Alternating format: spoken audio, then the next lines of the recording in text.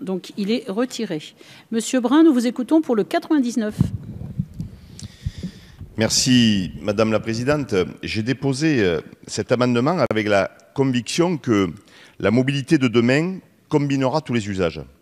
Et cette multimodalité, les territoires l'inventent, comme à Aubenas, en Ardèche, dans ma circonscription, où la Maison de la Mobilité ouvrira prochainement ses portes. Oui, les territoires portent des solutions d'avenir. Oui, demain, la voiture est amenée à évoluer, se décarboner et se partager davantage, certes. Mais en zone rurale et périphérique, elle est et restera l'outil numéro 1 de la mobilité pour travailler, étudier, se soigner. Et les Français, ces automobilistes qui n'ont pas d'autre choix, sont devenus, avec les retraités, les vaches à lait du quinquennat. Ils vous diront d'ailleurs comment réveiller l'hémicycle à 1h30 du matin, Monsieur le Ministre. Ils vous diront, non sans humour, que leur voiture est déjà hybride, puisqu'elle fonctionne avec 38% de carburant et 62% de taxes. Et d'ailleurs, l'augmentation du prix de baril, à elle seule, permet à Bercy de remplir les poches sans fond de l'État via la TVA. Et je vous trouve d'ailleurs très discret sur le sujet et sur le surplus de TVA collecté ces derniers mois. Le problème qui se pose aux Français, c'est qu'ils passent une deuxième fois à la caisse avec l'augmentation sans précédent de la fiscalité sur les carburants, grévant ainsi le pouvoir d'achat de ceux qui n'ont pas d'autre choix que de prendre leur voiture pour se déplacer, les ruraux, mais pas seulement. Alors, Monsieur le Ministre, Madame la Ministre, écoutez la France qui roule, avancez sur le terrain de la TICPE flottante pour baisser les taxes lorsque le prix du baril augmente, gelez l'augmentation des taxes prévue au 1er janvier, parce qu'au total, 14 milliards d'euros, c'est un véritable impôt sur le droit de travailler et de se déplacer. D'autant plus, et nous l'avons vu ce soir encore, que l'augmentation de cette fiscalité ne va que très partiellement à la transition énergétique et la transition écologique. Vous le savez, et désormais, les Français le savent. Je vous remercie. Quel est l'avis de la Commission, Madame la rapporteure ? Face à cette intervention type pot pourri, c'est-à-dire un bon petit mélange, je vais donner un avis défavorable et je répète que pour moi, l'équipement des ménages n'est pas l'affaire de l'État sur cela, surtout que les collectivités ont pris ça en main depuis longtemps. Merci Madame la rapporteure. Monsieur le ministre d'État, quel est l'avis du gouvernement ? Bon, au début, j'ai cru que c'était pour rire. Que M. Brun défendait cet amendement. Ce qui est sûr, c'est qu'il n'a pas défendu son amendement, parce que moi, je l'ai lu et j'ai pas du tout entendu ce que vous venez de dire, parce que votre amendement, c'est pas un amendement de suppression de taxes, et pour cause d'ailleurs, parce qu'on n'est pas dans la première partie de la loi de finances, mais dans la deuxième partie, mais je croyais que c'était un amendement de soutien aux équipements à vélo assistance électrique, mais visiblement, c'est pas votre sujet, parce que vous en avez pas parlé. Mais sans doute que c'est un peu compliqué pour les vaches à lait de se déplacer sur un vélo électrique. Ça doit être pour ça. Donc, soyons un peu sérieux. Vous avez en revanche posé une question à l'intérieur de votre intervention. Je passe sur votre dénonciation de la fiscalité et je redis aussi ce qu'a dit Madame la ministre des Transports tout à l'heure. Moi, je suis quand même toujours étonné parce que là, on pourrait faire le florilège de toutes les déclarations qui demandent, soit en même temps, soit à quelques minutes ou à quelques heures d'intervalle, des baisses de recettes et des augmentations de dépenses. Mais franchement, moi, je sais pas, par exemple, financer les investissements de transport en commun si on baisse les recettes à côté. Mais bon, ça, il doit y avoir des magies budgétaires qui m'échappent. Mais en revanche, vous avez laissé entendre, enfin plus que laissé entendre, vous avez affirmé de façon assez péremptoire, sans donner le moindre chiffre, bien sûr, qu'il y aurait des recettes proportionnelles, des recettes de taxes proportionnelles à l'augmentation des prix du pétrole sur le marché mondial, en parlant de la TVA.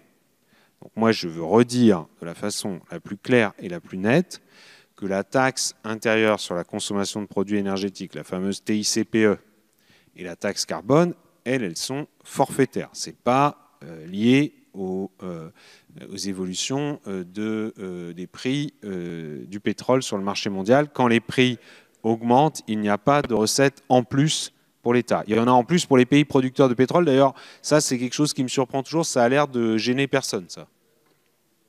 On a l'impression d'ailleurs qu'il vaut mieux enrichir les pays producteurs de pétrole que amener des recettes dans les caisses de l'État.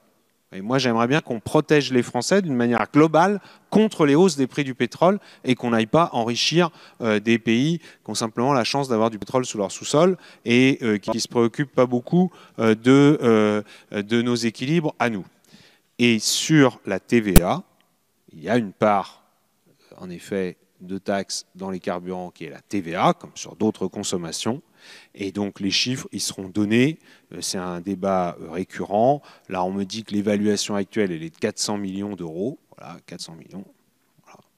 Par rapport aux autres taxes, ce n'est pas le plus important, cette part. Et évidemment que la transparence, elle est totale.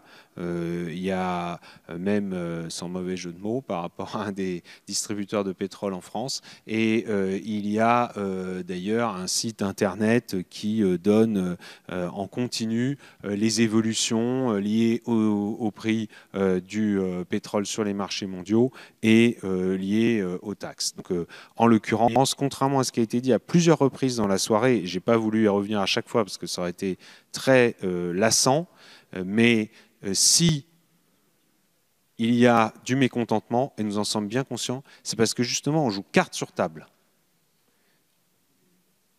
Et c'est parce que les Français justement sont très conscients. Quelqu'un a dit à un moment donné, les Français ne comprennent pas. Mais si, les Français, ils comprennent très bien. Ils comprennent très bien ce qui est à l'œuvre. Simplement, en revanche, il y a des discours politiques. Ça, c'est clair aussi. On l'a bien compris. Et moi, je n'ai aucun doute là-dessus depuis plusieurs semaines, qui systématiquement ne mettent le projecteur que sur un point. C'est-à-dire les augmentations de taxes sur les carburants, qui font le silence complet sur les baisses de taxes dans les autres domaines. Donc nous, on continuera à le répéter, que ça vous plaise ou que ça ne vous plaise pas, la baisse de la taxe d'habitation, c'est une réalité, c'est dès cette année. Et par ailleurs, les dispositifs d'aide à la transformation des comportements et aux équipements nouveaux qui permettent de se protéger durablement contre les hausses de carburant, contre les hausses de prix du fioul. Et ça, on continuera à le dire inlassablement pour que les Français en profitent. C'est des dispositifs qui sont votés par la majorité. Je ne sais pas d'ailleurs si vous allez les voter là, parce que là, c'est concret, hein. C'est le vote sur les aides à la conversion pour les achats de voitures. Et on continuera à en faire la promotion auprès des Français pour qu'ils en bénéficient, ni plus ni moins. Je vous remercie. Monsieur Brun, vous avez la parole. Merci, Madame la Présidente. Oui, vous avez raison, Monsieur le Ministre. Les Français ne sont pas dupes, car dans les faits, ce qu'on peut retenir de nos débats, c'est que l'augmentation des taxes va très peu financer la transition écologique. Vous parlez de chiffres. Revenons sur les chiffres. Sur les 37 milliards d'euros de TICPE, seulement 20% sont affectés à la transition écologique. La plus grosse part du gâteau, elle est pour l'État avec 17 milliards d'euros. C'est 4 milliards d'euros de plus qu'en 2018.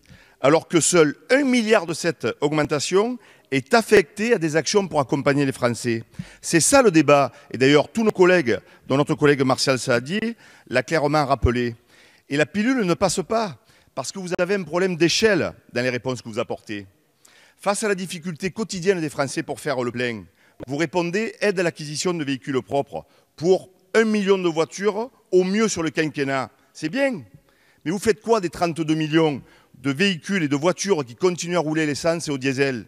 La seule perspective que vous offrez à leurs conducteurs, c'est de ne pas broncher et d'attendre que le carburant soit quoi, à 2 € le litre. C'est ça la réalité. Eh bien, moi, je crois que ce n'est pas tout à fait comme cela que ça va se passer.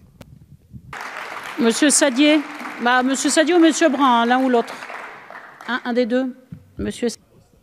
Merci, Madame la Présidente. Monsieur le ministre d'État, Madame la ministre, mes chers collègues de la majorité, c'est quand même pas tout à fait de notre faute si vos éléments de langage, depuis le début de la discussion budgétaire, a été de justifier l'augmentation des taxes sur le carburant pour la transition écologique. Ce n'est pas nous qui avons dit ça.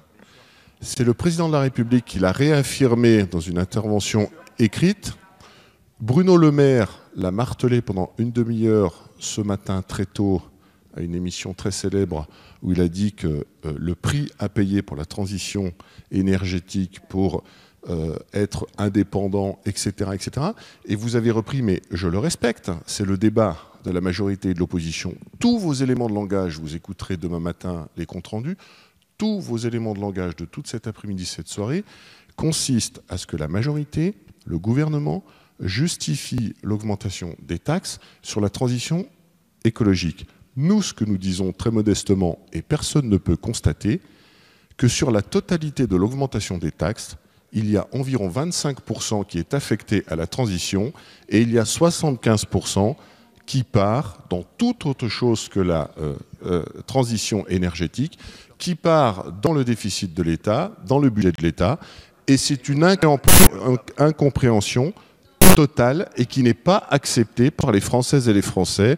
Vous n'arriverez pas à leur faire croire le contraire.